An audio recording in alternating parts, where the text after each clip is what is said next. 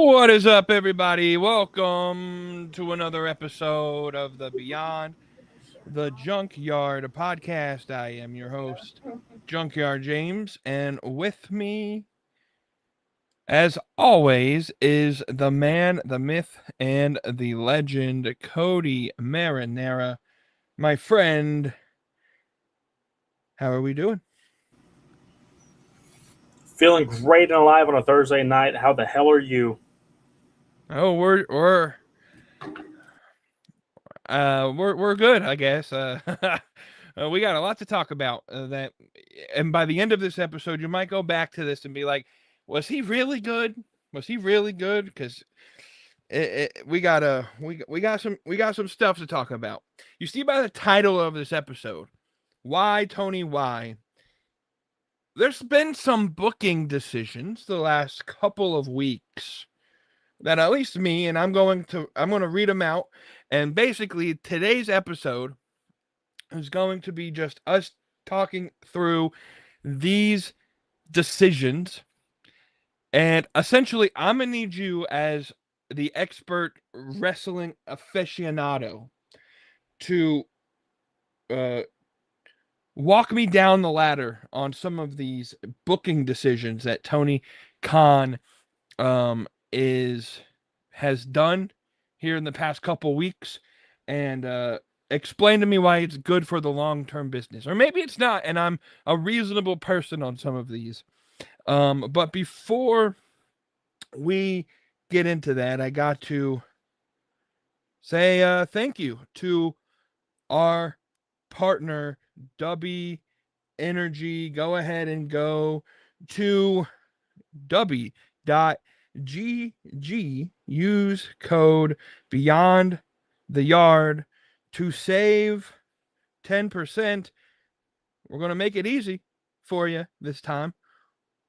Or you can scan that QR code on the top left of the screen. Go to darby.gg, scan that QR code, use code Beyond the Yard to save 10% on your order at checkout. DARBY Energy Powder is making a name for themselves in that energy powder game. It is high quality. None of the stuff that makes the jittery crash happen with some of the other energy products. And they're here to sponsor up and coming podcasters and gamers. And so check them out. Give them a try. Use our code. Help support the podcast. darby.gg, or scan that code in the top left-hand corner of the screen. Real quick, you're wearing some Washington Commanders gear, my friend. We're going to plug this. Next week, I'm going to need you in the gear as well. Because next week, this podcast on this time slot will not be the Beyond the Junkyard podcast. It will be the third annual live stream of the NFL draft next Thursday. So get ready for that. The Commanders debuted some new uniforms this week. So any thoughts on those, my friend, before we get going? While the new uniforms are great, they're not as beautiful as my wife, but they are very, very nice looking. Good save. Yeah, thank you.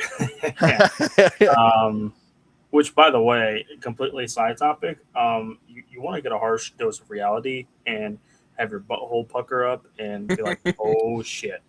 I'm 9 weeks away from that kid being born. Yep. I ain't ready for that. I ain't ready. You better get ready. Oh yeah. Believe me, we're getting as ready as we can. So yeah, the new uniforms, especially 24 hours soaking them in, digesting them, they look great. They look really good. Wish the W with the spear was the main logo, but I'm glad we have a spear. I think that if not next year, then definitely by the time RFK 2.0 opens in 2030, that we will have a new logo of some sort, like a new primary logo. It won't be the W, maybe a spear or something else. But it looks like my team.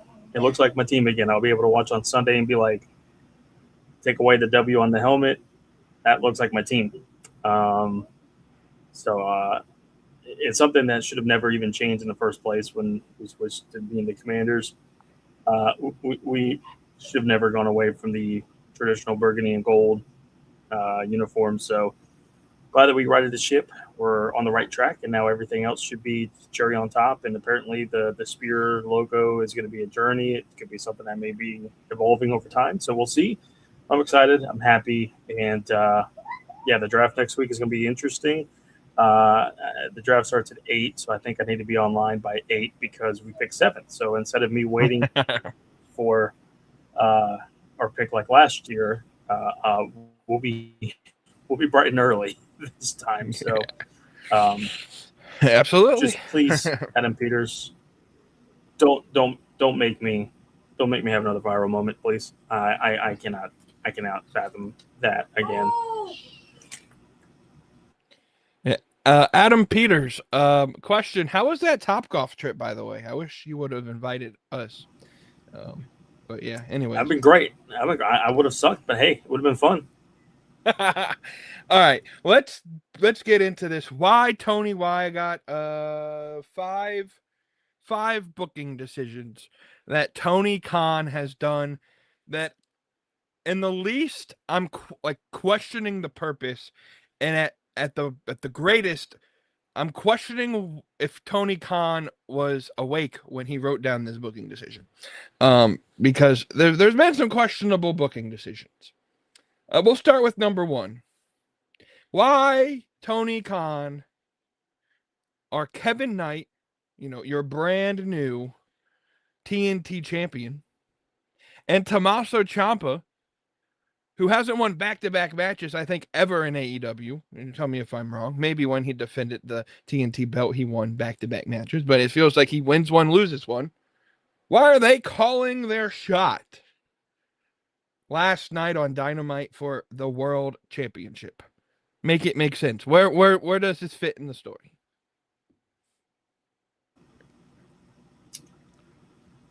Well, I think every wrestler wants to be a world champion at some point, right? So from that perspective, it's like, yeah, that makes sense that, hey, you want to be the world champion. That's understandable. Um, Aside from that, I really don't have a great answer for you. Um, it, I don't really know where that goes. Tommaso will probably fight Darby for the world title before we get to Double or Nothing, probably. But I guess that's to give Darby a nod to saying he defended the title at least once. Yeah, I don't really have a good answer for you besides that, to be honest. Because here's the only thought process that I had thinking about this here over the last couple of hours. Like, is this their way of teasing who's going to be in the Owen Hart tournament? Because there's been no mention of the Owen Hart tournament.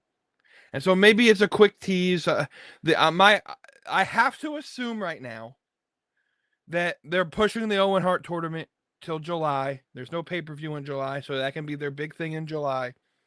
It's the Owen Hart tournament with the winner taking the main event in August at All In. That's the only way I can see that happening now, because there's no way we get the Owen Hart tournament done in the 4 weeks that we have, or 4 or 5 weeks, or however long it is, until Double or Nothing. There's no way, unless they're doing whole shows of Dynamite or Collision full of Owen Hart tournament matches. So maybe this is their way of saying, oh, these people are going to be in the Owen Hart.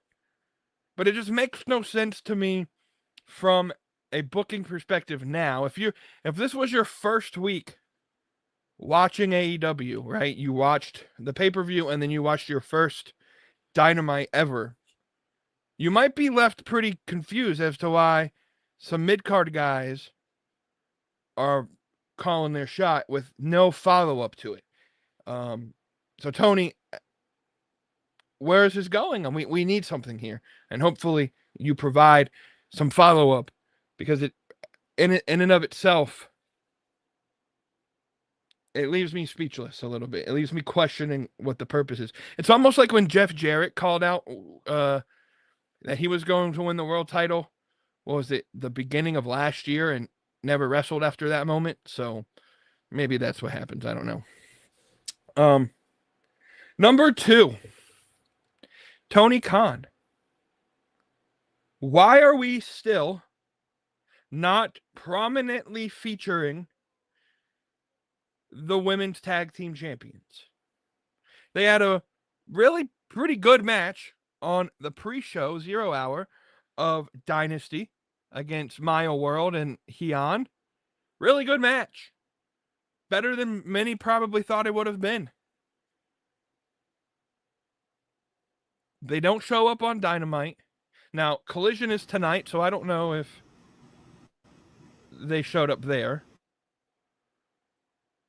So, I don't know. What's the This is going to be your opportunity to tell me that I was wrong. What's going on with the women's tag team division?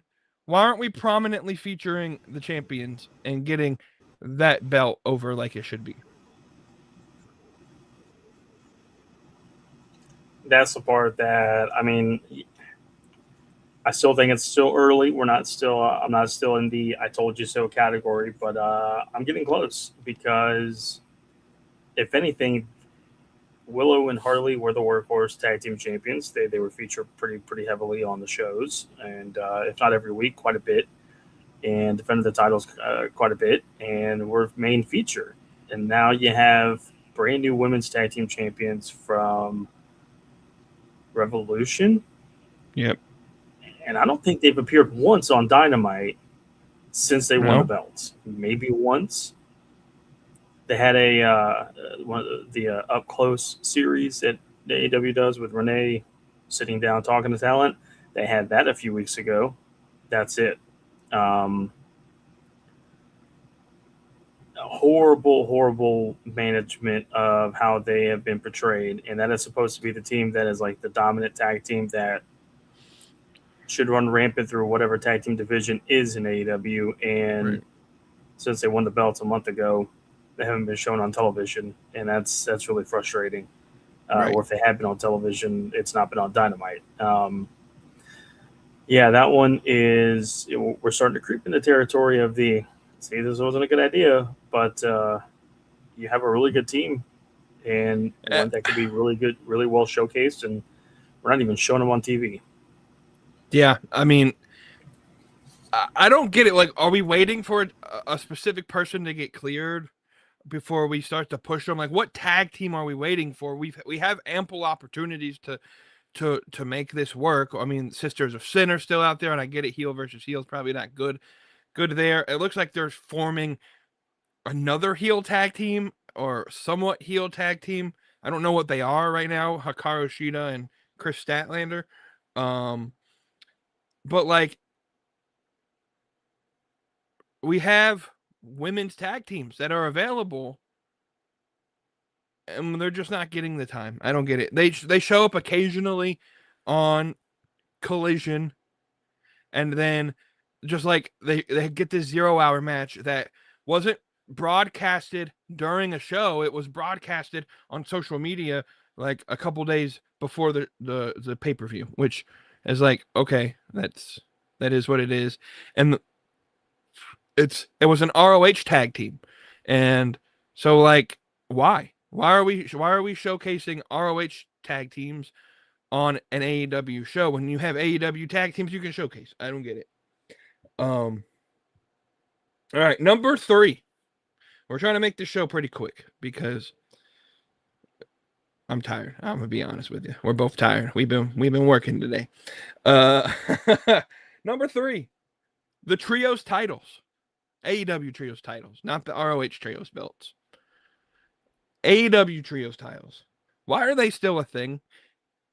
Ever since Powerhouse Hobbs vanished from AEW and to the WWE ether to show up one time and make his SmackDown debut 4 months later, the those trios belts have been passed around like it's a hot potato. Hangman and Jet Speed won it, then they lost it. Then Mystico and Jet Speed won it, and then they lost it to the Dogs, I think, if I'm thinking correctly. And then the Dogs had it for a week, and I know Gabe Kidd is hurt, but I think the plan was for them to lose the belt anyway. They didn't really. I don't think they diverted plans. It was the reason why Kyle O'Reilly showed back up. Which, by the way, I led you in the wrong direction in our pick'em. My bad. To be fair, I don't think you knew that until the day before the show. So, sorry. Yeah, no. So, I don't get it. What's going on with the trios belts? If they're not going to give it a proper story, proper attention, proper reigns, why even have them? That's another belt that in the beginning, I was kind of excited for. And AEW made it seem like it was going to be a good idea and was going to be heavily featured and had good creative decisions going with it. And then over the last 2 years, maybe 2.5 years, it's just been really, really bad. We would have trios tag teams, and then we wouldn't even see the trios belts being defended for months. And then, like you said, the whole ops thing was weird. And since then, it's just been a patty cake of who wants the belts for now. And it's just these kind of out of left field type of way that are being defended. There's not really storylines going up with those. People get hurt. It seems like that might be a new cursed title belt there with some of the injuries that have happened with people that have won them. And somehow in the span of like 2.5 weeks, we've had this thing flip like, maybe not 2.5 weeks, maybe like a month and a half. This thing has flipped 3 different times. I understand from the Kyle O'Reilly perspective of him winning it, and that's cool. Okay, now what? Now what happens to the trios belts? We're not going to see them again for another month and a half. Like, right? Where are they going to go? Who's another trios? The demand is right there. Why are we not using them in the trios division? Death Riders obviously can be a part of the trios division. Don Callis family has enough people in the faction to make a trios faction, a trios run. I don't want MVP to wrestle, but the Hurt Syndicate, I guess, but they're more of the tag team type of thing. Yeah, it's just, I don't understand what we're doing with that division to begin with at the moment. And I don't know where the direction is going forward with the conglomeration of being champions at this point. See, I think my solution for the trios belt is just to combine the AEW trios belt and the ROH trios champion, make it an ROH belt, because they're doing trios so good down there. Like LFI is really good in as trios champions down there. Or why is LFI at ROH? Why, like, that's a really good tag team, a really good trios team. Because if they didn't, then ROH would have nobody. So we kind of got to keep somebody down there. That's fair. I mean, where's the Outrunners and Dalton Castle? Why aren't they fighting for the trios belts? Do something. I mean, you have the teams. Again, same thing with the women's tag team division. You have the teams there. Why aren't we using them properly? All right. Now the last two,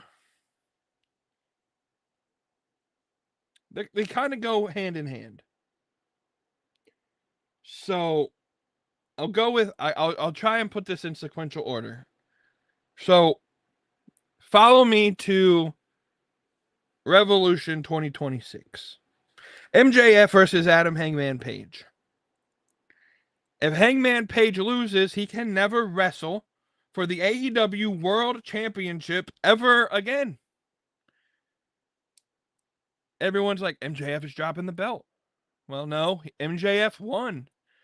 Hangman Adam Page now can never fight for the AEW World Championship ever again.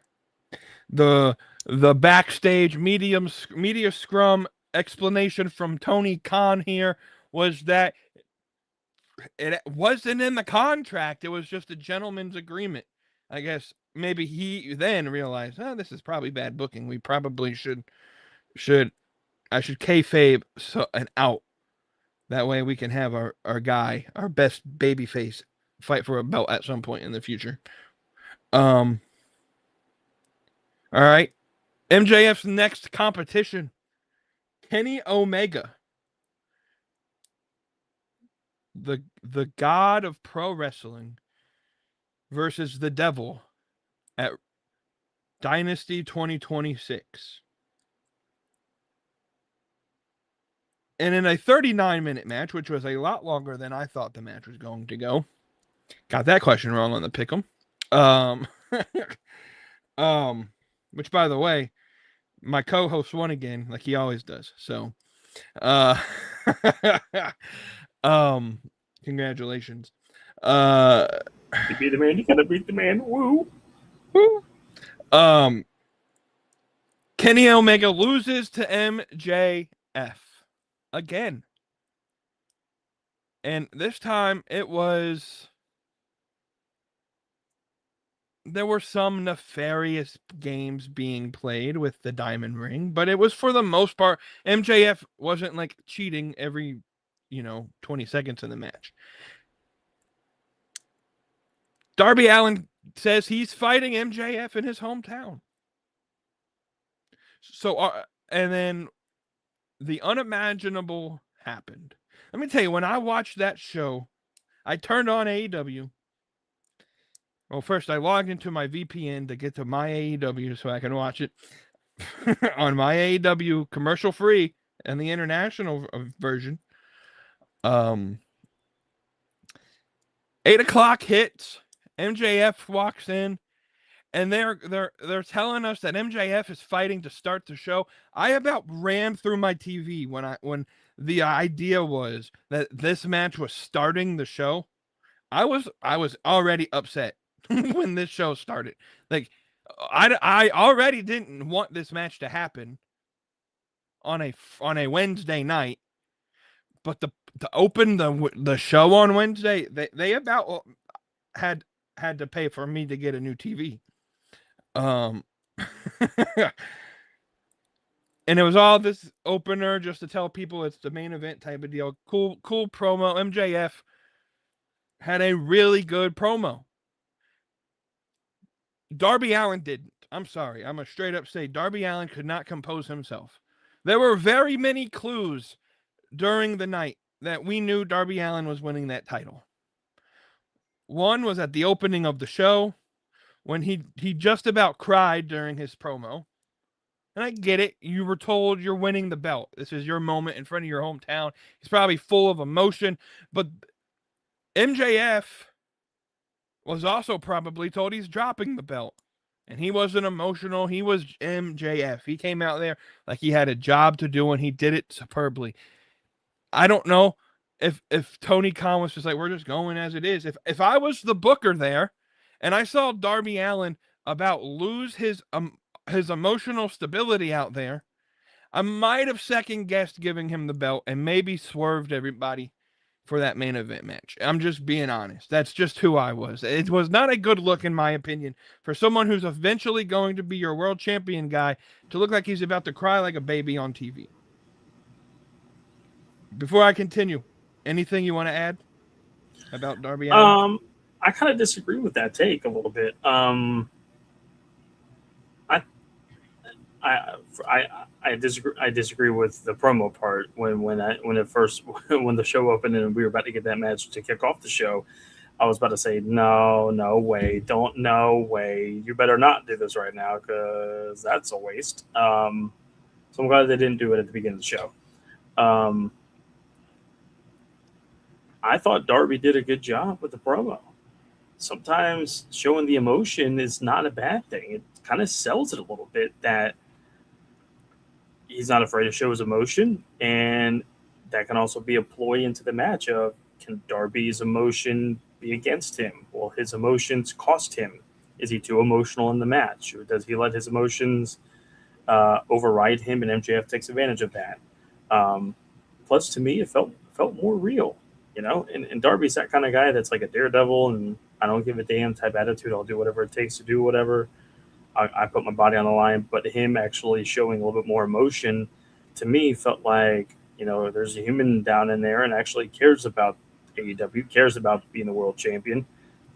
Understands that he probably doesn't look world champion material, but that, hey, on any given night could be your time. And I was okay with the emotional part of aspect of it. MJF was the even keel guy, and he's been there before. Darby has not been there before. He lost 3 times that he faced for the world title before. So it's like it's easy to be emotional about that. Like if I can't win it now, when will I? When can I win it? If I have a fourth opportunity of this title and I still can't win it, am I even deserving to be a world champion? Should I even think about being a world? So to me, the aspect of being the emotional. Or having the emotion that he did during that promo, to me, sold a little bit, sold himself a little bit, and I think that to me it was fine. Fair enough. I think we'll have to settle our differences of opinion there, and that's fine. I think that's what makes wrestling great. I wasn't a big fan of that promo, but I loved what MJF had to say in that promo. So we're here. We've decided to initially here, at least in kayfabe, make it seem like MJF is able to beat Hangman Page and make it so Hangman Page isn't able to ever compete for a championship, the world championship, forever. Essentially, we were okay in storyline to make Hangman Page the forever babyface, to make Kenny Omega lose to MJF, just so a couple nights later, a scrawny little 5'6" skater boy can 4-move squash the world champion. What is this booking? Like, this isn't even me upset about Darby Allin being champion. What's the booking about? Where does this go? I don't understand this booking, because now you're one of your biggest guys in Hangman, and I get it. There's going to be some other redemption arc, and Hangman's going to be able to win the belt again. It's coming. I get it. Hangman just wants time off, and I get that piece. And here we have this Omega piece, which, by the way, speaking of Omega, did that promo with Will Ospreay last night almost not guarantee that Will Ospreay is retiring Kenny Omega at some point in time? Like, that's Kenny Omega's last match. It's going to be against Will Ospreay. Or am I crazy for feeling that way? No, I could see that. It definitely sets that up at some point. Whether it's it could be. I mean, it could definitely be the main event of All In. Kenny being the world champion, Ospreay beating him, or it's the finals of the Owen Hart tournament. Yeah.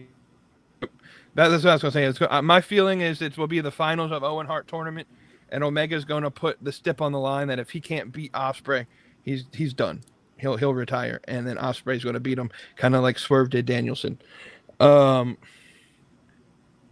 I just don't get the overarching story that we're being told here. So MJF, and granted he's the heel and he's using some trickery, but in a Texas death match, he's able to beat the Texas Deathmatch King. As the devil, he's able to beat the god of pro wrestling. But some skater boy, he gets, and I get it, Darby low blowed him and all of that, but he's not able to kick out of 4 coffin drops. But he's able to go through a exploding, shattering table in a Texas death match and still win. Can you explain the booking to me a little bit here? The only counter I would have of that is at some point, probably get lost in the entertainment aspect of it. It is wrestling. Would you have rather Darby beat him with 1 coffin drop or 2? I would rather the match not happen. Fair enough. But if the result was the same, would you rather have MJF lose on 1 coffin drop or possibly 2? Because to me, having the 4 is like Darby is literally trying like every single thing to make sure that he can beat, and the headlock takeover, that is what it is. But the 4 coffin drops, sets up that he's going all out to try to, if he can't beat him on those four. Sure. I think I would be less upset about the booking if they had an actual match and Darby took some punishment and then overcame the punishment to beat Max. But the low blow, 4 coffin drop squash, it just felt a little corny to me. And I get it. Like the idea is Darby is going he the low blow hit Max where the sun don't shine, and then the coffin drops. They want to protect that move, and I get it. I understand it. I just feel like this didn't have to be a 20-minute match, but let MJF throw a couple offensive moves at him, and maybe he kind of did with the one low blow himself, but low blow, 4 coffin drops, headlock takeover, match over. Like, that's something, I hate to say it, it's something Vince McMahon books, where Eugene beats Randy Orton for the title or something like that. Like, I wasn't a big fan of the booking there. So, I have been the person over the last year, especially over the last couple months, that has very loudly voiced how frustrating and how much I disapprove giving away world title changes on free television. WWE did it twice on SmackDown over the last 3 months. And since June of last year, we've had 3 world title changes in WWE men's world title changes happen on free TV. Gunther beat Jey Uso back in June on Raw. Obviously, McIntyre beat Cody on SmackDown in a cage in January, and then Cody beat Drew in February on SmackDown again. So it's 3 world title changes in 7 months on free television. Compare that with AEW. The last time that a AEW World Championship was won on a Dynamite or a Collision, which has never happened on the Collision, but on a Dynamite, was back in 2022. Mm-hmm. So it's been 3 years, 3.5 years since we've had a world title change on free television for AEW. Does it give them the benefit of the doubt, the break, or just because it's AEW, I'm going to let them slide? Not necessarily. I still don't like it because it is a weekly television show. You just had people spend money on a pay-per-view 3 days ago. To me, I would have waited at least another week because that would put a little bit more of a sour taste in my mouth that I just paid 20, 30, 40, 50 bucks on a pay-per-view. There was no world title change, but yet 3 days later on free television, there is. That would make me a little upset. Take that off the table. Do I like it? No, because it's still a free world title change on television, or a world title change on free television, and I don't like that because to me you want people to pay for your product. Buying tickets, yes, is paying for your product, but when people can have free subscriptions to these things on any given day, that's not paying for the product. You want people to be able to say, I'm anticipating that match. I can't wait for that. I'm going to watch that on pay-per-view. You lead them to the big show.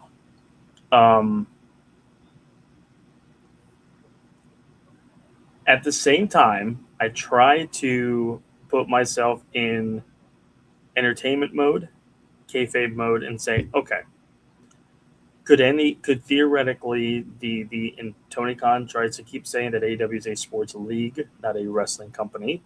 So put yourself in the sports aspect. Could theoretically anybody win at any given day? Yes. That is the element of surprise that this underdog guy beat the world champion.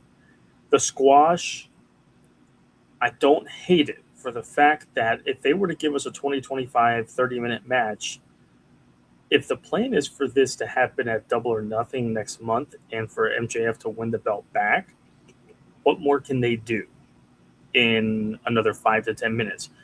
I hate seeing a match that they're going to put on pay-per-view happen 2, 3, 4 weeks before on Dynamite. I hate seeing that because it's like, why am I going to pay for the product when I just saw the match? I just saw a 20, 25-minute match that you're going to put on the pay-per-view next month on Dynamite. There's nothing more I'm going to see, or maybe 1 or 2 more moves. So having the squash is that Darby got his one up. He got the element of surprise. It was catching MJF off guard, beating him at his own game a little bit of a way of the low blow and kind of the tactics like that. But Darby quickly went to the 4 coffin drops, and then of course to the headlock, side headlock takeover, won the match. So it's the element of surprise. When it's done okay, it's not the worst thing in the world. The 2 examples I would give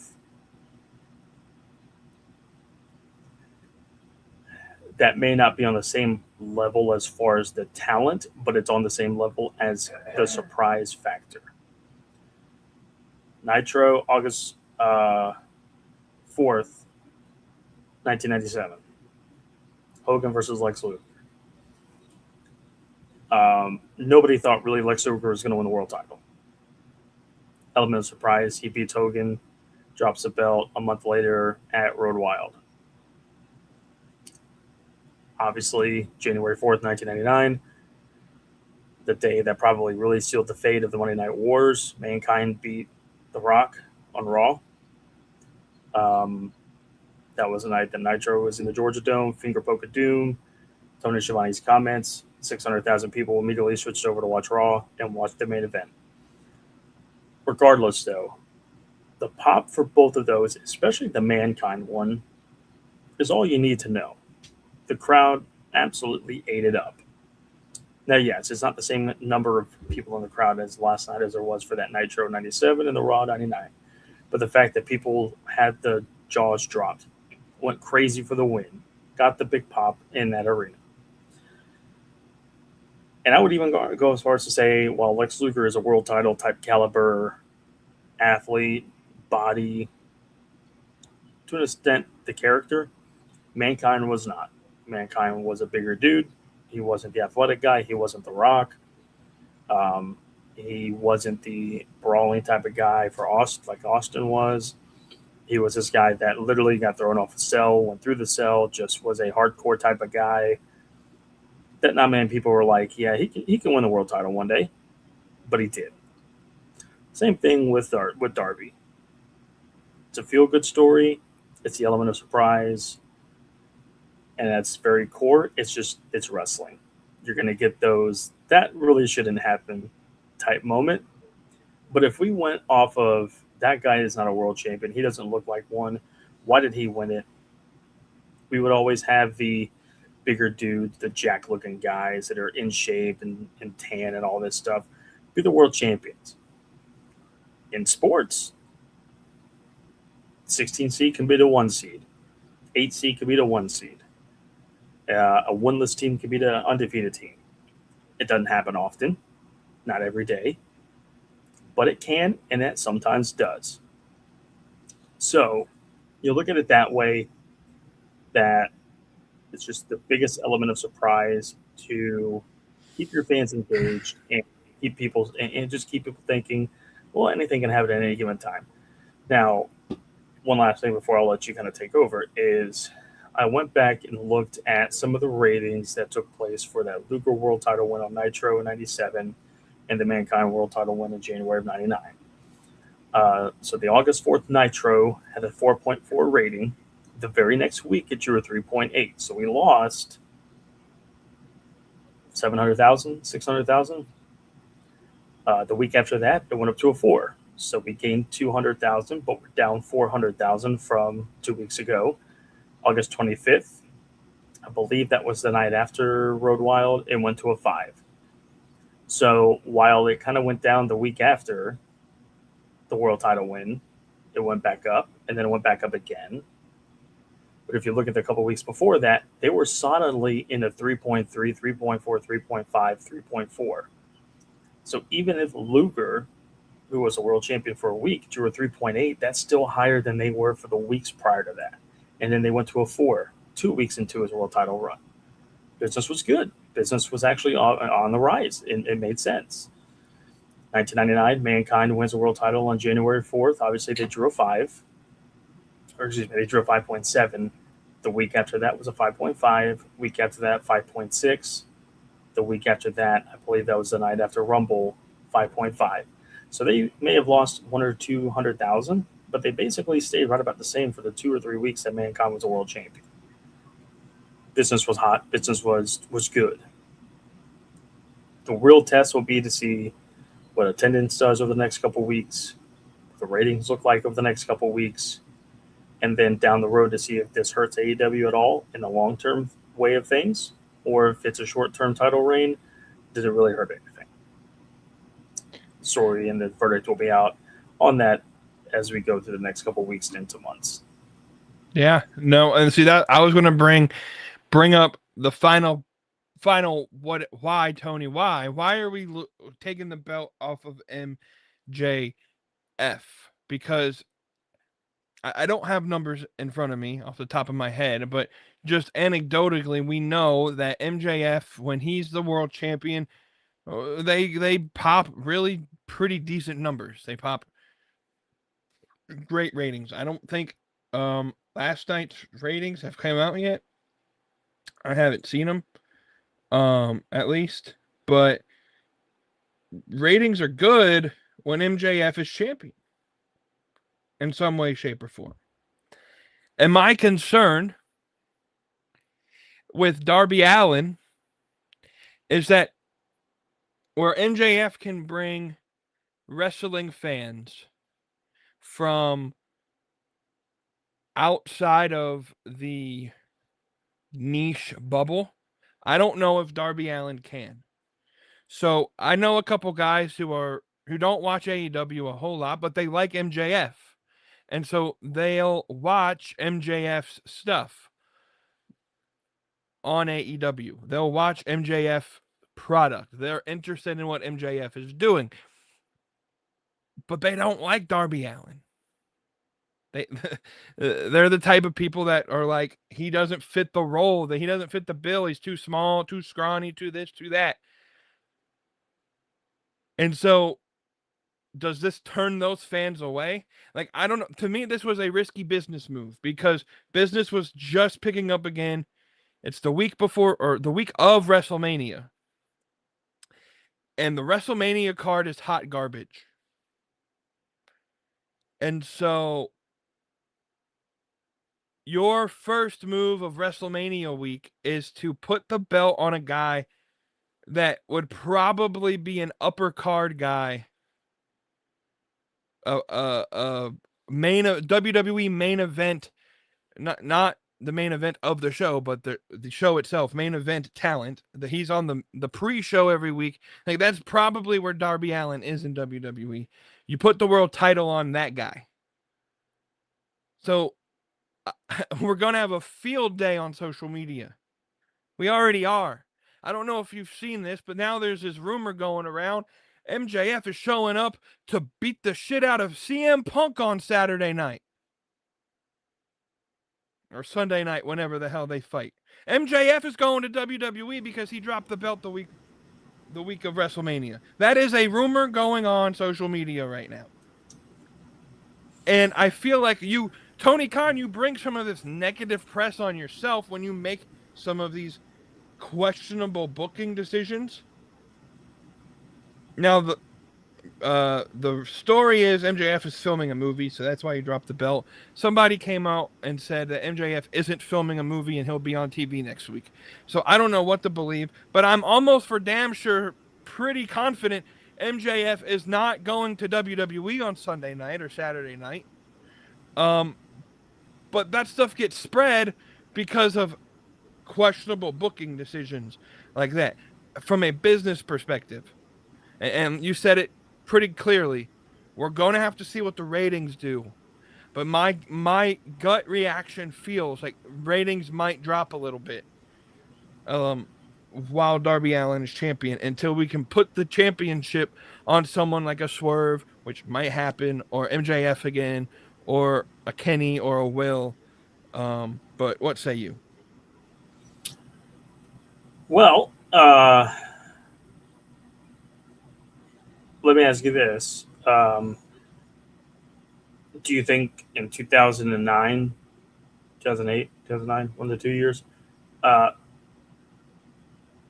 Jeff Hardy was a real legit world title champion contender? in the midst of John Cena, Batista, Triple H, Edge, Taker, Kane.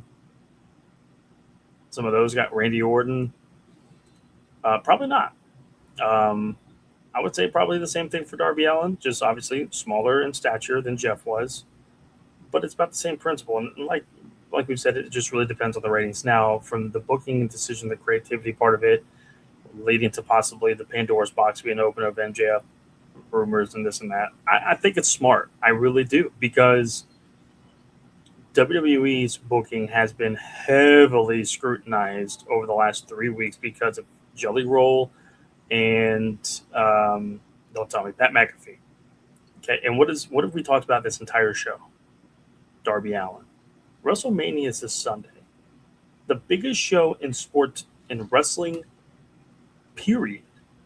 And we have not brought that up once in this show. That's all you need to know. That this was not a bad booking decision. All of the thoughts, all of the talking points are now on AEW because of what happened last night. And that could lead into a great thing over the next couple of weeks. We'll see. But the fact that Tony Khan pulled the plug and let Darby Allin win the world title last night has people talking about AEW, for good or for bad, but they're talking about him. And it's not like they did the most ridiculous angle in the world. It was just a world title change of a questionable person of whether or not he's a drawing power, if he should deserve to be a world champion or not.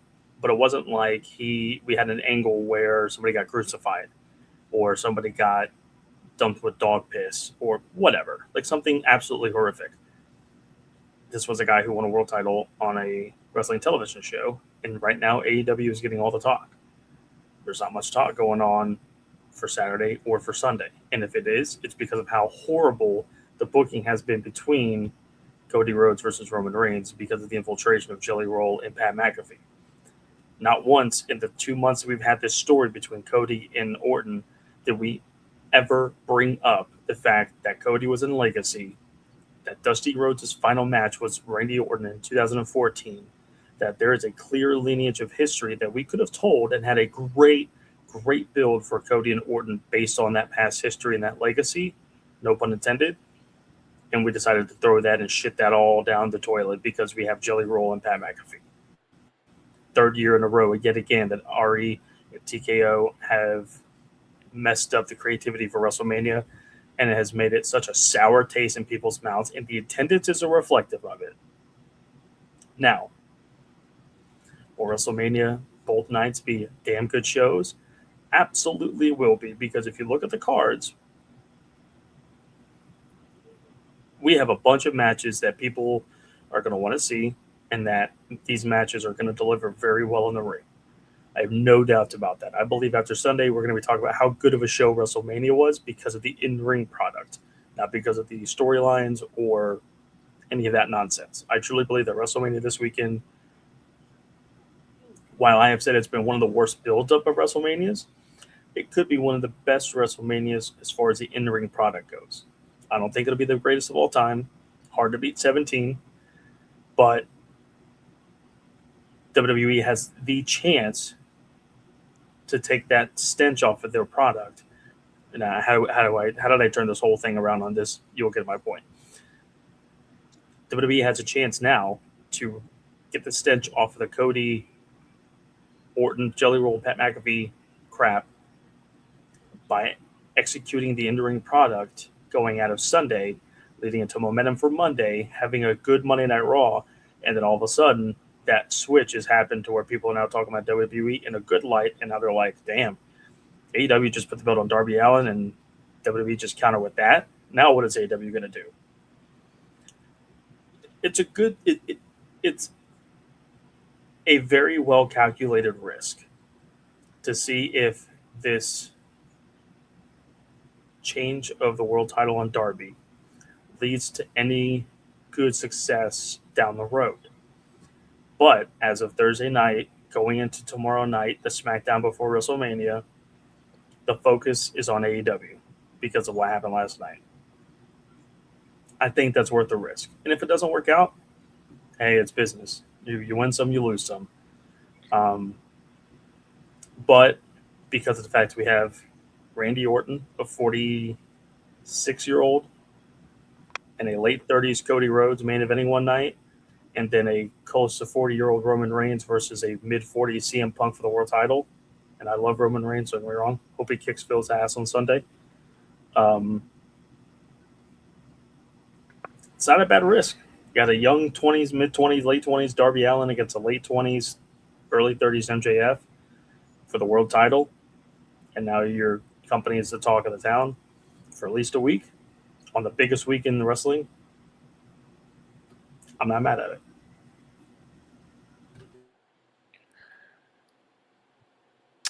Yeah, I think where I would have to, where I have my reservations, because you make good points. I mean, nobody is talking about WrestleMania or weren't talking about WrestleMania last night. No one really cares about a lot of what's going on storyline wise in WWE. Where my reservation is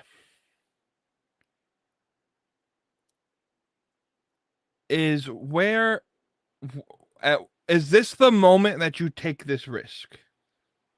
Because like I like Darby Allin. I think Darby Allin is a damn good wrestler. The problem with Darby Allin to me is he feels more like the guy that the fans cheer as he's chasing the title, but never wins it. He's like Hangman Page in a way, where the chase is always better than him winning the belt. Darby Allin is the workhorse guy. When you're world champion, you don't necessarily have to be a workhorse wrestler. You don't have to wrestle every week. You probably shouldn't. Like the world title shouldn't really be defended very often on your weekly programming.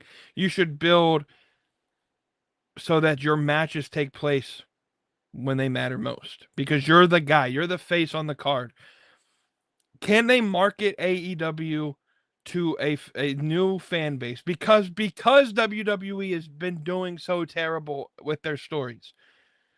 There have been stories that I've seen of people finally giving AEW an opportunity, a chance to see how good the show actually is.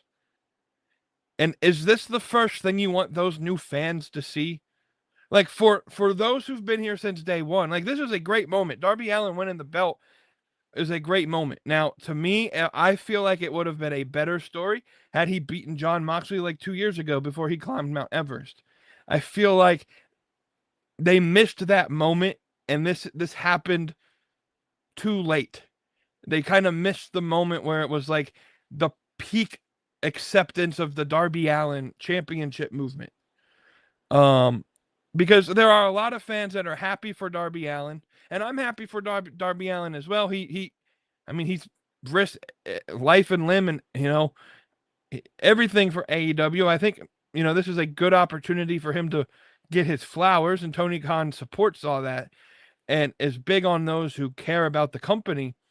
The problem is, I don't feel like this is the right moment because you have all of the eyes on you because of how bad WWE is. And the first thing you're going to give these new eyes is this very niche character who they don't really like, they probably don't connect with from a sports entertainment perspective. And I know AEW is really pushing the sport league type deal, but MJF is the guy that all of these new fans could oh, he looks familiar, he looks like a pro wrestler. He looks like someone that could be a world champion. And so while I don't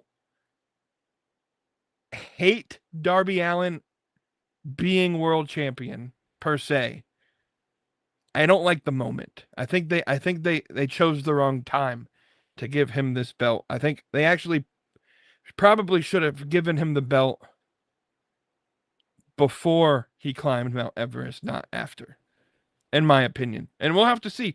Our opinions are our opinions. The the real proof of if this was a successful business move or not is looking to see where the ratings were this week compared to where they are next week, and then the week after, and then the week after, and then how many pay-per-view buys Double or Nothing does, etc., etc. We'll see how it goes.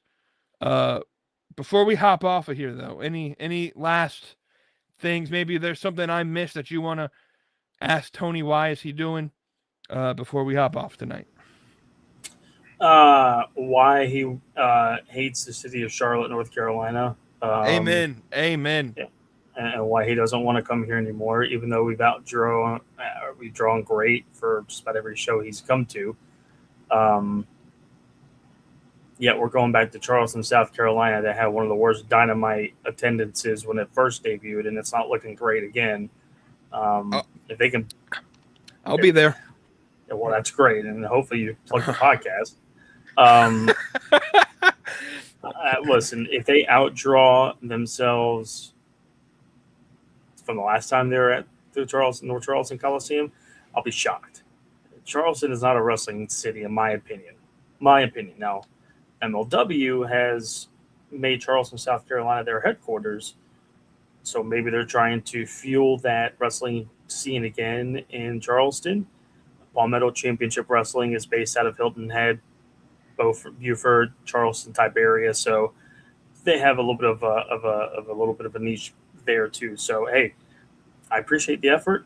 In a way, I wish I was still living down there because I would have went to more Dynamites than Charlotte has had over the last 5 years.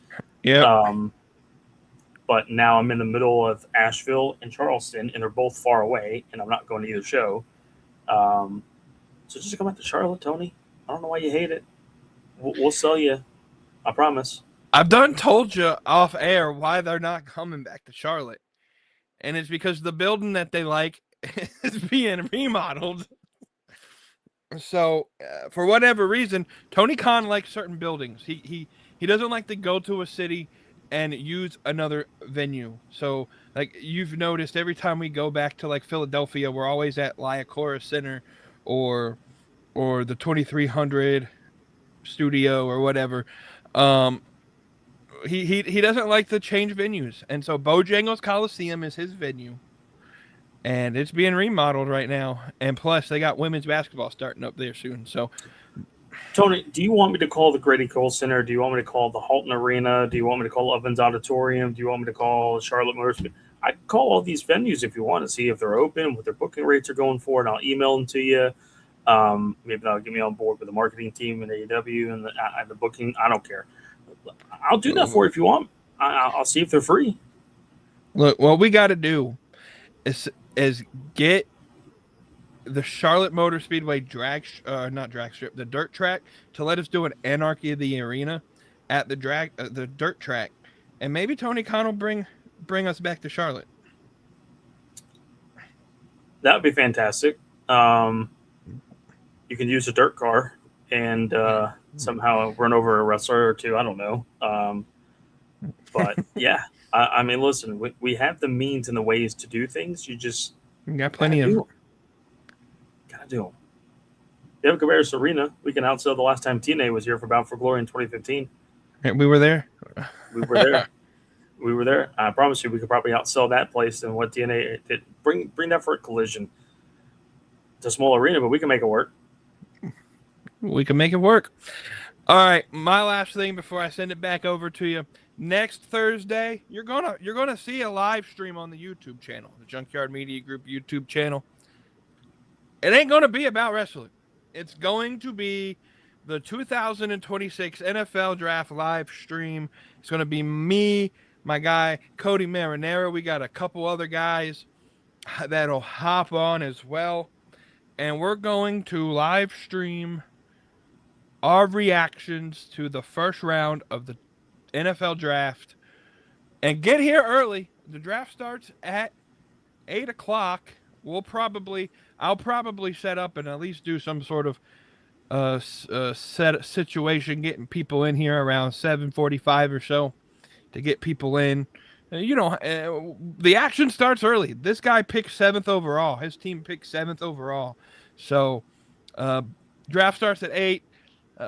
It'll probably be 9 o'clock when his team picks, because actually they changed the amount of time for the first round from 10 minutes per pick to 8 minutes per pick. So we might actually 45. We might get there by 8:45 this year. One thing will be for certain: ESPN and NFL Network will go to commercial break when it's our pick. Oh, absolutely. It happens every year. So, yeah, tune in next week for the NFL Draft live stream coverage. That'll be a great time for all of us to just talk football on the channel. We do it. This is our third straight year now. But other than that, my friend, I'm going to send it back over to you for the final words of the night. Well, as you can see, we spilled quite a bit of sauce here tonight, and that's what we do.